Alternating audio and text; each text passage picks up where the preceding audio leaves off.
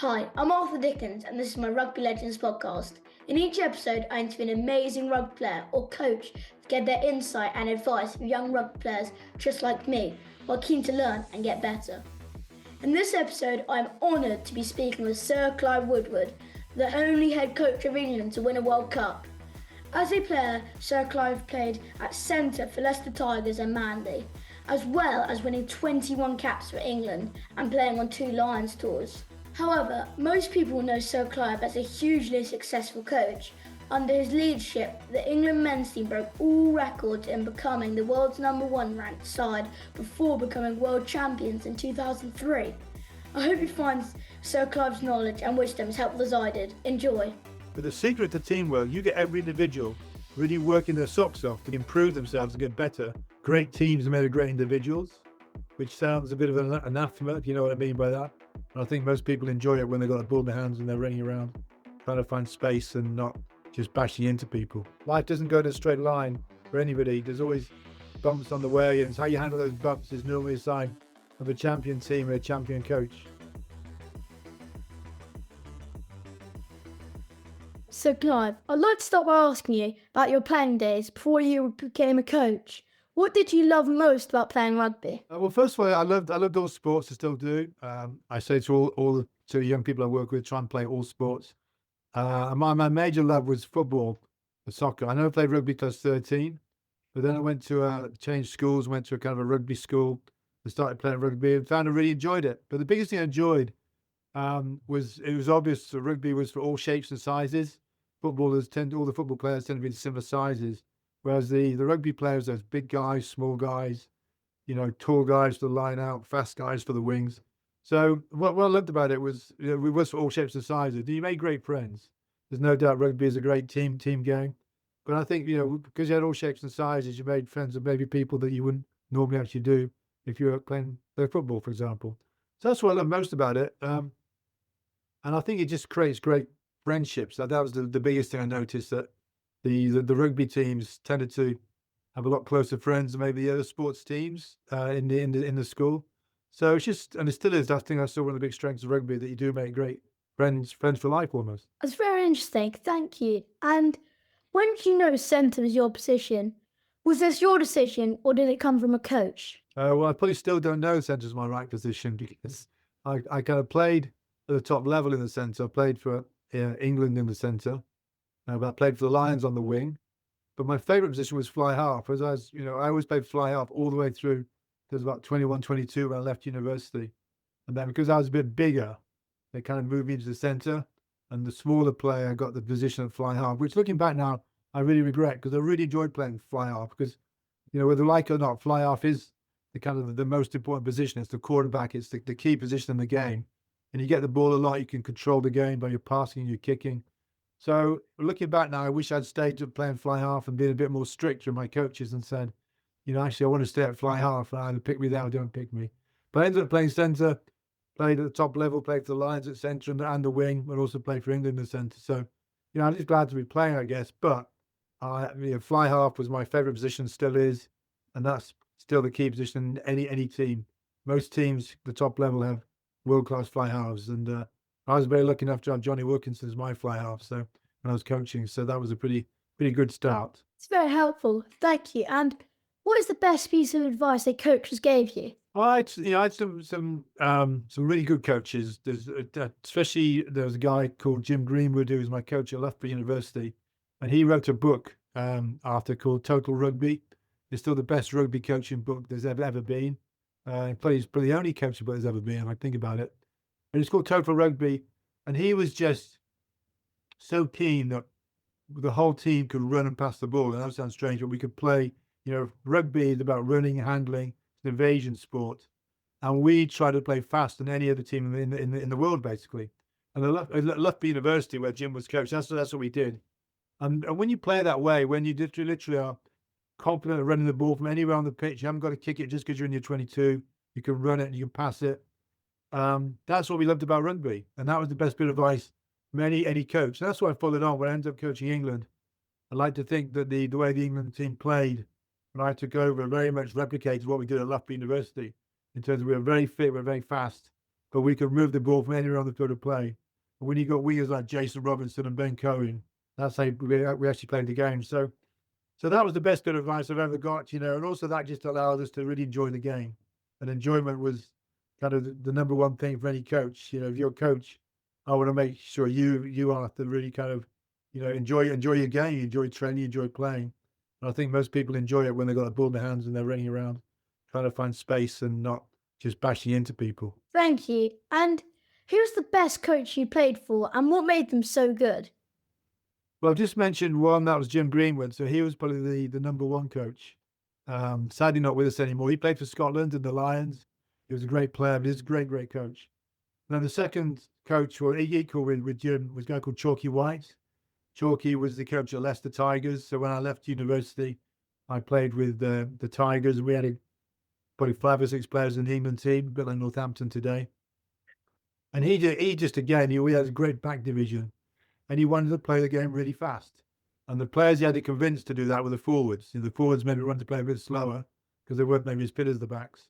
But he wanted to play an all-round 15-man game. So again, I was just really lucky kind of in my, best times to play rugby between the ages of 22 to 30. I had 2 great coaches in Jim Greenwood at the university and Chalky White, my Leicester coach. But they all wanted to play, rugby is a running, handling game. It's not a kicking game.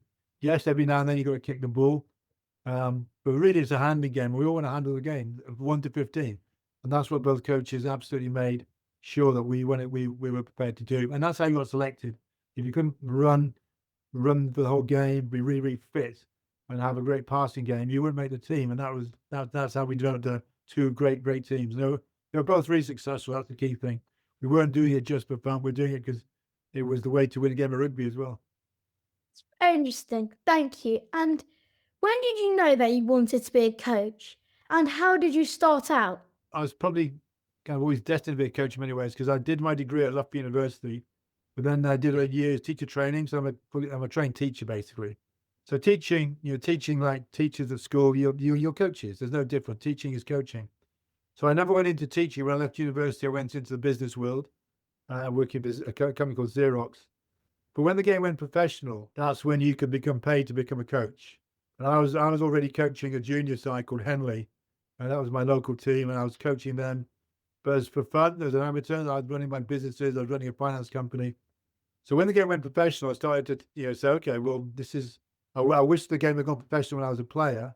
So I'd love to play it as a professional and not as an amateur. When the game went professional, obviously coaching was going to be a key part of the actual game. So I was coaching Henley at the time. I was coaching England under 21s.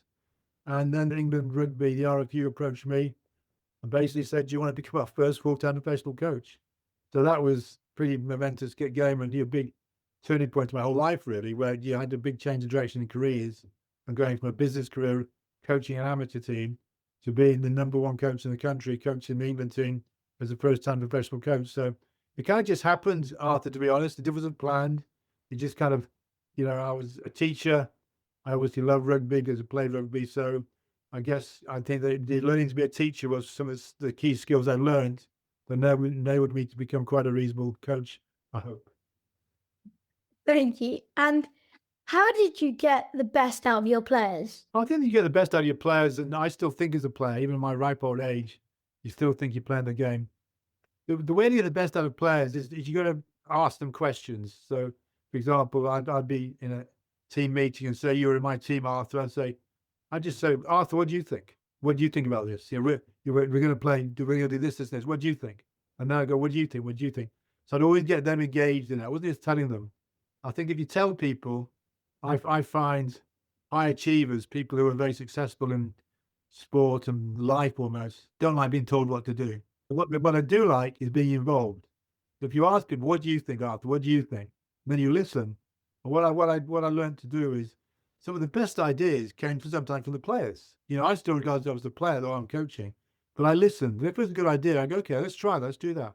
So I wouldn't always listen to players, but I'd give them the chance to say, just by asking, what do you think? What do you think? What do you think? And certainly when I was getting coached in a younger age group, no one ever asked me what I thought. I was just told what to do. So I think the way to get your best out of your players is to involve them. If you involve players and you involve people, I think you'd be amazed how loyal they become, how hardworking they become. You just tell them all the time, it doesn't kind of work. And I think you'll find, Arthur, I'm sure you can relate to this, in your school, when you think about the best teachers, they don't just tell you what to do. They're always asking you questions, or what do you think about this? Or can you go and find out about this? Can you go and research this? So it's involving people as opposed to telling people. And players love that. And I never had that. I was always, as a player, told what to do. And you just kind of get on with it. That's very helpful. Thank you. You played in loads of successful teams. What would you say makes a great team? Well, I think a little about before, when you involve the players, I think that makes a great team. One of my favourite sayings, Arthur, is great teams are made of great individuals, which sounds a bit of an anathema, if you know what I mean by that.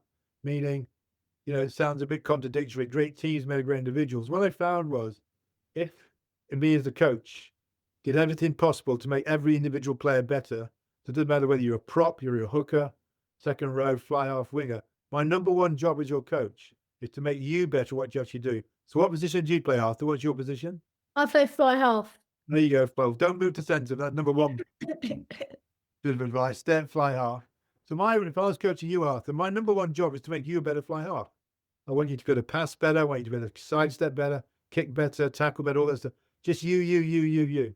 So if you get every individual getting better and better and better, then you come together as a team. The team stuff becomes quite easy to do because you've got great individuals. So I believe in teams. Be very clear about that. I think teamwork is fantastic, and working in teams is a wonderful thing, whether in sport or business or anything. Teamwork is great. But the secret to teamwork, you get every individual really working their socks off to improve themselves and get better. So your number one job, I've got to become the best fly half in the whole of. How old are you? I'm 12. Well, I'm going to become the best under 12 fly half in the whole country. That's our goal. What am I going to do? So get the team stuff. I'll sort the team stuff out. I'm going to make you a better player. And players love that. If you help players become better players, you'll get it back in bucket loads and bucket loads and bucket loads. And that's what you do then when I'm coaching the under 12s or coaching England or the Lions. That's my number one task. How can I make you a better player today than you were yesterday? And tomorrow you are going to be a better player. And you get the players involved now, they love it. Then you chuck in fitness and, getting really fit and fast. Becomes a wonderful game to play. That's very interesting. Thank you. And how do you pick a captain, and what qualities are you looking for? Yeah, I think the captain's quite a key role. I've got a checklist of 3 or 4 points, but my number one thing about being captain, they've got to be the first name on the team sheet. You know what I mean by that? I mean that they've got to be automatic selection. So, like I had, obviously, when in 2003, we had Martin Johnson. Is he an automatic choice? Absolutely. So tick. So he's got to be an automatic choice. So he's got to be in the 2. That's number 1. 2, he's got to have the respect to the rest of the team. You got to just know that the rest of the team really trust this guy. They really respect this guy. 3rd, he's got to be able to play under pressure. What I mean by play under pressure is during the game, you've got to make the big decisions. Do we kick for goal? Do we not kick for goal? And sort this sort of stuff. So that's a real skill. How do you make the right decisions under pressure? I think number 4, it's best if I'm talking about internationally now, I'd want him captaining his team every week. So like Martin Johnson captain Leicester every week, because you learn how to do this being a captain. It's not just automatic skills. You can actually learn this, and you just got to have you got to be. And the last point I'd say is, my captain, I want to be able to trust him. I know if I'm not there, he's kind of saying the same things as me. He's on board with what I'm trying to do, how we're trying to play the game. We're trying to run teams off the feet. We're trying to be fit than everybody else. You're going to know your captain is absolutely as one with you. So there's my 5 kind of just a tick list. And those five kind of things I've told you then going through all the great captains. I'm thinking of Mauro Tojo, just been captain, but just being picked as captain of the Lions. He ticks those 5 brilliantly, especially now he's captaining Saracens every week because he's learning the whole trade. Think of Sam Warburton, the great Welsh flanker, great player, ticks all those boxes. The great captains tick all 5 of those boxes. So that's how I used to do it, and I just kind of learned that as I went along. What did you avoid saying or doing as a coach because it annoyed you when coaches did or said this when you were a player? Just as a player, when people say kick the ball, I used to say, why do we keep kicking the ball? Because England those days kicked the ball a lot. We did change it. I don't think the team that I coached, we definitely changed it thing about kicking the ball, yes, you're getting territory, but you're giving the ball back to your position most times. So most times do that. So why do we kick it? Rugby is a evasion game. It's an offloading game. It's a passing before contact game. And if it's played in the right way, it's one of the best, if not the best game in the world. If it's just played by chasing the ball, by hooping the ball downfield and everyone chasing after it, that's going to make me pretty annoyed. And that's why playing fly half was great for me, because I was in control of the ball. I was the first person to get it. So it's my decision what we did with it. And 9 times out of 10, we would move the ball, or I'd try and beat the guy opposite me, or we'd pass over. But kicking should be the last resort. And unfortunately, in a lot of teams today, it's become sort of the first resort. You try and play territory and kick the ball on, everyone chases the ball. I don't want to play in a game where I'm just chasing after rugby ball all day. I want the ball in my hands and try to beat people and do great passes and do things like that. So when coaches told me to kick, especially when they're on the sideline, I can assure you, Arthur, I did get pretty annoyed a few times. Thank you. And you're known for bringing innovative ideas to the coaching of rugby. Which one are you most proud of? I'm not sure I'm known for that. I was never worried about trying things, but put it that way. And we tried lots of things. And even if you think about it, I mean, I brought Jason Robinson from Rugby League to Rugby Union, which at the time, a lot of people ridiculed, because there was a bit of a gulf between Rugby Union, Rugby League. So I brought Jason from Rugby League from Wigan, and that was probably my all-time best decision. He made such a difference to our team. But at the time, everyone was a little bit skeptical. Do we need a Rugby League player coming? We've never played Rugby Union before. And he was fantastic. He was just the most amazing player, but also the most amazing human being. He took the whole team to a new level in terms of standards. And again, he took all shapes and sizes. Just this tiny guy, but he was unstoppable. He was the last bit of our jigsaw. He took the team to that final step that allowed us to win the World Cup in 2003. And just an amazing, amazing guy. But that'd be my number one thing that I would say I was, took a bit of a risk. But to me, there's no risk. The thing I'd have been annoyed about if I'd not tried it. There's no point looking back and go, we should try that. So we tried lots of things, but the Jason Robinson kind of experiment to me wasn't an experiment. It was the obvious thing to actually do. And I'm obviously glad we did it, because he went on to become one of England's all-time great players. That's very interesting. Thank you. And what was your, when you made the new shirts, what thinking about that? Well, again, that came from Jason Robinson, I promise you. Where that came from, he came into the team. I put him on the pitch for his first cap. He came off the bench, and the crowd loved it because he was such superstar players. But I promise you, we played Scotland, and after we won quite easily. But after the game, the next day I got an email from Jason Robinson. And he basically said, Dear Clive, it was quite formal, Dear Clive, thanks for putting me on. I really, really enjoyed it. But I would have scored 4 tries apart from one thing. And do you know what that was? What was it? The shirts were so baggy, they weren't tackling him, they're just grabbing his shirt. And he said, I would have scored 4 tries. But when you look at the videos, the Scots guys aren't tapping, they're grabbing my shirt. Why are we wearing these big baggy shirts? Because you're kind of a good role model at the moment. You've got quite a baggy shirt on. So I'd played rugby for all my life, and we always wore baggy shirts. That was what we wore. But I suddenly read Jason's email and thought, flipping heck, how sensible is that? We went to Nike. Nike said, yeah, have a look at them. They made a costume for athletes that's skin tight.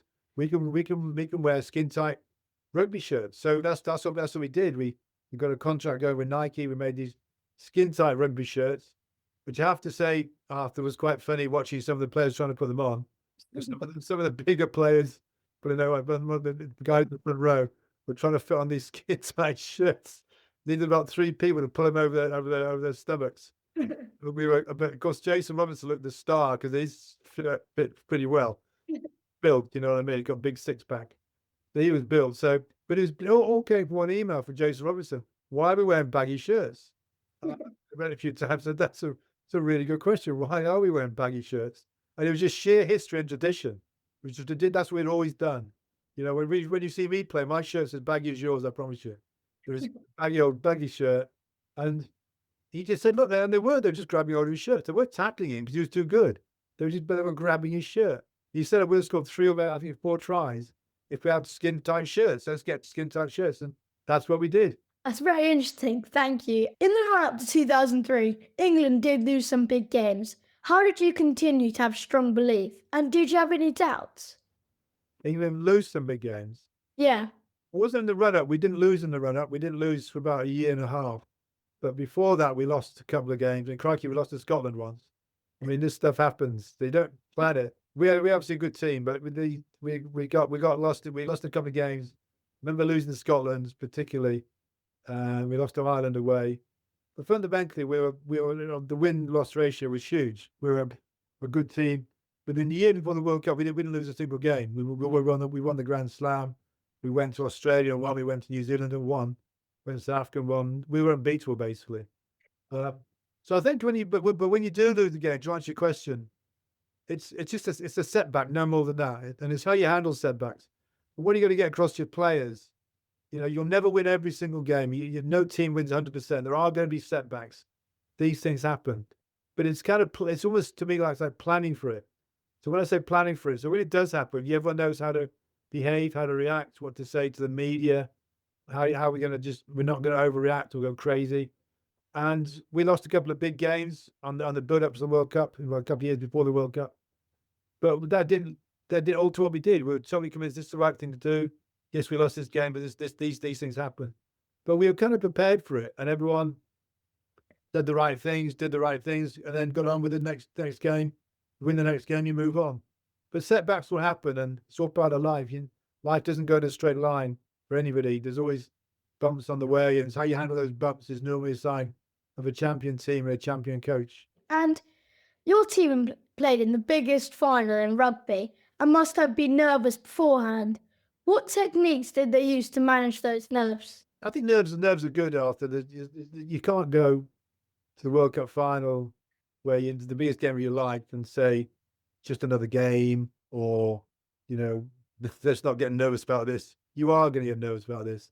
This is a massive game. This is the highlight of your life.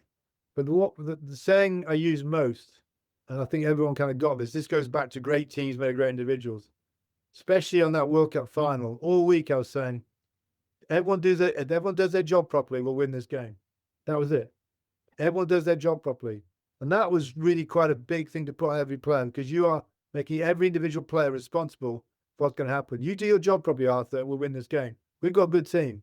We know we're playing against Australia. We all play properly. No one does anything silly. We don't give away silly yellow cards, any red cards, or things like this.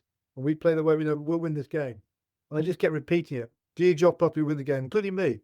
During the game, I've got to pick the game properly, select the game to decide properly. I've got to, during the game, make sure I don't get carried away with the emotion. I've got to be focused on what's going on, making the right substitutions. But looking back now, on that one game, I was really pleased the way I coached the team in terms of the week of the game, the actual game itself. You look back, did you make many real mistakes? No. But there's no one player made a bad mistake during the whole game. Everyone did their job properly. And even though we didn't play that well, we played okay. We still won the game. And to go and win away from home in Australia, who are a much better team then than they are today, was an amazing feat, considering we've never done it before in our whole history. And no one's ever done it since. But it quite simply came down to everyone doing their job properly. And that was it. And everybody took personal responsibility. It's just not going to blame other people. I do my job properly, we'll win this game. And everybody did their job, including all the substitutions who came on. Thank you. And what advice do you give your players to help them bounce back from a bad game? I think it's what I said before, really. I mean, bad games, it can happen to anybody. We can all have a bad game. The key thing is, I wouldn't say just, move on. I think I do like analysing performances, like watching the videos after the game. So you analyse good games, you analyse bad games. You analyse players who play really, really well, because you may be able to make them play even better. And just because someone doesn't play well, doesn't mean you're going to give them a hard time or get stuck into anything. You just got to have a very balanced review about it, go through it. But again, I'd be sitting down, say you'd had a bad game after, or you'd missed kick 6 times in a row or something. I'd just sit down calmly and go, what do you think? What do you think? And you know better than me whether you've had a good game or a bad game, whether you've not tackled properly, passed properly, or kicked properly, the example I gave. But I just said, what do you think? What are we going to do about it? How are we going to handle it? How are we going to improve it? Let's make sure it didn't happen again. But also sit down and go, well done. When things go really, really well, don't just ignore that and go, well done. Could we have done any better? What do you think? Could we have done it even better than we're actually doing at the moment? So just all part of the game. Players, teams have good games, players, teams have bad games. It's all part of rugby. That's why I think that's why it's a great game. Thank you. And when you were coaching at the highest level, how did you cope with people judging you? Judging me.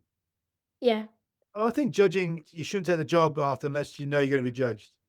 You know you're going to be in the newspapers. You know you're going to be on the radios. Today, you're going to be on social media, with infinitum everywhere. It's part of the game. And in many ways, it's a good part of the game because if there's no judgment going on, there's no media, there's no finance coming into the game, people don't know what's going on. Because people's fans, spectators watch TV, they read newspapers, they're on social media. They need to read what people are putting down. And if the person writing that stuff is writing nonsense, people won't read about it. They won't read his newspaper or her newspaper. But if they're writing sensible stuff, even if they're being critical, that's all part of it. And often I used to say to myself, I'd read, I had no problems reading stuff about myself that even was not very complimentary. But then normally I'd just sit there and go, if I was a journalist, would I write that? And normally, if you're brutally honest, 9 times out of 10 you would. If I've had a crap game as a player or a coach and not done very well, and some of the media says something quite nasty, I'm not going to get on the phone and jump up and down or try and get hold of this guy and throttle him. I'm just going to take it in a stride. And normally, I'd say if I was a journalist, would I write that? And normally I'd probably write a lot worse. I'd be even more critical. So you get a fair comment, that's all part of the job, move on. But you just know, as I say, it's not going to happen in a straight line. There's always going to be setbacks on the way. There's going to be criticism. There's going to be things are actually said. But if you're worried about what people are going to say in the newspapers about you, don't be a professional coach because you're never going to get it good all the time. So at some stage, you're going to get some heat. And that's what happens. Thank you. And final one, you've been involved in other sports since rugby. What's unique about rugby compared to those other sports? Yeah, the other sports, I had a year in professional football. I was director of football at Southampton for a year. And I was the director of sport for 3 Olympic Games, for Beijing 2008, for Vancouver 2010, and obviously London 2012, which was a big Olympic Games for TTNGB. I've been across a lot of other sports, and what I'd honestly say is rugby is no different than other sports. What I like to see is just the passion that people put into their sport. So I can be as passionate about watching sumo wrestling as I am about watching rugby, though I don't understand sumo wrestling. And when I see what the athletes like, what they put into it, and to me, it's quite simply, all I want to see is people enjoy their sport, but just take it, let's say seriously, just a lot of passion. You're only kind of young and athletic for a very short period of your life. So let's A, make sure we enjoy it. B, make sure we work really hard, get really, really fit. And as long as everyone's doing that, I can enjoy watching all these sports and all these athletes. And that's what I just said to rugby players. If you can do this, we'll have a great team. If every individual can do this, we'll be as good. And the Olympics is very interesting because, as I said, as the director of sport for Team GB, so when you watch these great Olympic athletes, like Ben Ainsley and Chris Hoy and Rebecca Adlington, Victoria Pendleton, I can compare them with the rugby players. They're no difference. They're all the same people. They've just got a passion mainly for winning and being really, really good at what they do. And that's what you admire about them. They're the same people. They're the same DNA, if you know what I mean by DNA. They've got the same makeup. They've got the same heartbeats. They've got the same kind of drive. They know how to handle setbacks. They know how to win. And that's what you admire with them. But there's no difference. I can compare now. I've been involved in a lot more sports. I can compare different athletes and different sports. They're obviously all very, very different. But the number one thing is about enjoyment, hard work, and a passion for what you actually do. When you do this, let's do this really properly, both collectively and individually. And we're doing that, we will enjoy our sport. Thanks so much, Sir Clive, for doing my podcast. Who else do you think I should ask to be on my podcast? Well, I don't know who else you'd like. You told me you like Dan Bigger, yeah? Yeah. Dan Steve Borthwick? Yeah. Well, listen, go and get Jason Robinson. Jason Robinson would be great. Or Martin Johnson. Go and get one of those two. Or Johnny Wilkinson. What was your favourite match in your whole rugby career? England v South Africa in Bloemfontein. We won over there, and no one thought we had a chance. We went to South Africa and won. So England, South Africa in Bloemfontein, about a couple of years before the World Cup. What was your favourite meal to eat before getting? Favourite meal? Yeah. Always just pasta, just spaghetti bolognese. And what was your favourite try in your whole career? Oh, I scored at Twickenham and against Scotland, so that was my favourite try. What I wish I'd done, Arthur, when I scored, what I should have done is taken my shirt off and run around the pitch with my shirt. I don't remember seeing a guy called Ryan Giggs do that for Manchester United all those years ago. He scored the winning goal that won Man United the league, and he took his shirt off and just ran around the pitch, totally naked from his chest up with his shirt. I've often thought, if I'd done that, what would the authorities at Twickenham have said to me afterwards? If I'd taken my shirt off and run around the pitch. But I scored against Scotland at Twickenham, which was a good try and something I'll never ever forget.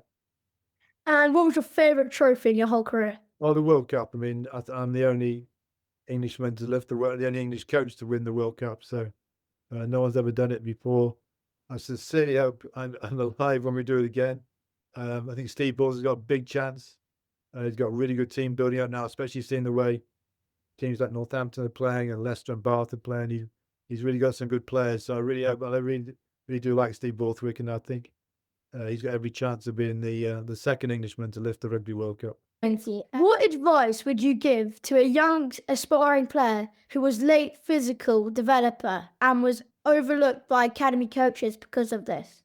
Well, again, you can't hide anything. These things already happened. You've not been selected for whatever reason, and sometimes things get exaggerated about why you're not picked. But I would just sit down and just say, it's you, Arthur. I'd sit down with you, Arthur, and say, okay, we are where we are. What are we going to do about it? And I'll start with you. What are you going to do about it? Remember I was saying, great teams make great individuals. Just not try and start to blame academy coaches or people not getting selected. What are we going to do about it, Arthur? And first of all, what are you going to do about it? And I want to hear from you first. I want to know what you're going to do about it. And if you just sit there, well, I've got no thoughts about this, well, that's not a very good start. What I'd probably say to you, go away for a couple of days and come back to me on a big flip chart, and I want 10 points about what you're now going to do to make you a better rugby player. And if I think they're good 10 points, I will totally back you and we'll make this happen. But I want to learn from you first about how this is going to work. But you can't change the past. Things happen. But also, don't go blaming other people for things that may have happened in the past. Let's look forward. What are the 10 things I'm going to do now to become a better rugby player? And then I'll take full control of it. I'll get my coaches involved, my teachers involved, my parents involved, my family involved. I'm going to make this happen. And that's what most people do. Thank you. Thank you so much, Sir Clive. I really appreciate you taking time to be on podcast. Thank you.